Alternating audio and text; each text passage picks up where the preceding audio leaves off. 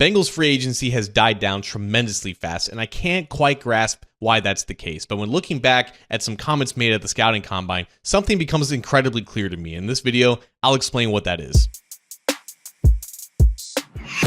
Hi again, Bengals fans. John Sheeran of A to Z Sports Cincinnati here, and I'll be honest with you guys.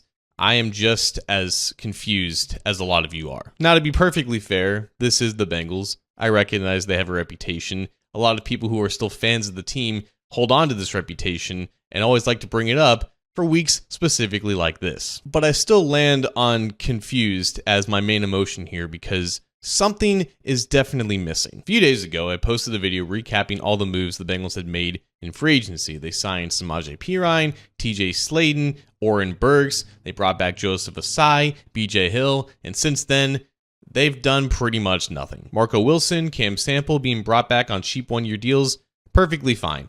They can't be your only moves since Monday of legal negotiating. Full transparency, I'm recording this video on Thursday at 5:30 in the afternoon because I gave them a lot of time to do something, anything that was relatively expected.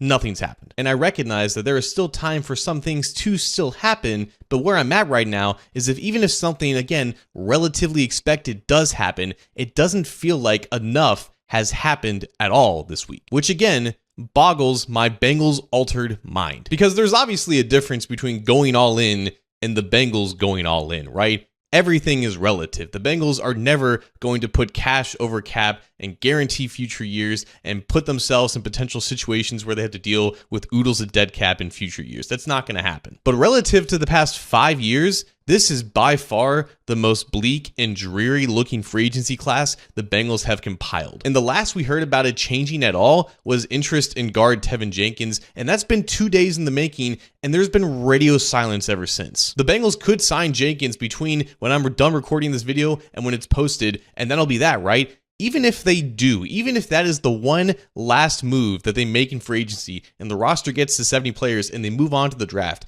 does anybody feel like this team is remotely good enough or to the level that it should be entering the second week of free agency? Because I sure don't feel that way. There were opportunities to bring in veteran help for the pass rush, whether that was at defensive tackle or on the edge. A lot of those good options are pretty much gone by now. You look at linebacker, Oren Burks was a decent addition, but if you're planning on replacing Jermaine Pratt with a veteran, those options are pretty much gone by now. You had the cap space, and based off of how they spend cash, you had plenty of cash left over to make one or two more impactful moves, and those moves probably don't exist anymore. And again, I'm trying to stay within the constraints of what the Bengals consider to be an aggressive free agency week. They've been so much more aggressive in years past compared to this. This is not even remotely close to what expectations were. And the worst part is the expectations were set by Duke Tobin himself. And that's what confuses me the most, because 2 weeks ago, he went on record to the world that he doesn't want to spend more on the same team as the 2024 squad. But right now, that is looking like it's going to be the case. The only notable improvement on the roster right now is nose tackle with TJ Sladen, just because they didn't have a nose tackle last year. Everything else has barely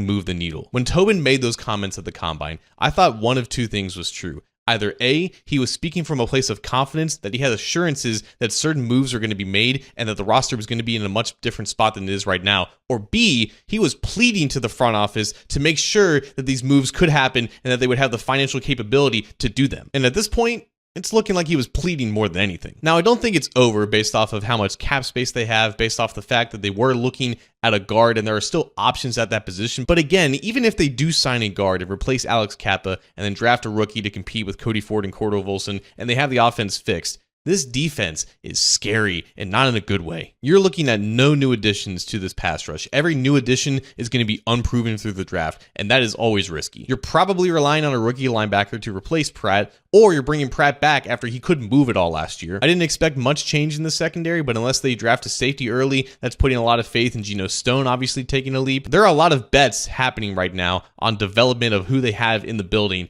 and not all of them are going to hit. And mind you, they only have 6 draft picks right now. They need to hit on at least half of them immediately for all these problems to be fixed. It really is tough, guys. I think in any of the last 5 years, you could have convinced yourself that the Bengals made some strides with the roster after the first week of free agency. I think this is the first time since Zach Taylor's first year in 2019 when all they did was like sign BW Webb, they re-signed Bobby Hart, they signed Kerry Wynn. They basically did nothing, and they ended up finishing 2-14 that year. If you want to hold on to any sort of hope, it's that the offseason still has 6 months to go, right? There are still extensions that could be coming down the pipe with Jamar Chase, T. Higgins. It's looking more and more likely that Trey Hendrickson is going to be in town for at least another year because it's not looking like they're going to be able to trade him for the price that they want. I think if they had done one of those things before or during this week, things would be looking at least a little bit better. But there remains to be so much work that this team has to do, and eventually time will run out. Like they have been for the entirety of the Joe Burrow era, the Bengals are on the clock, and they need to start looking at it.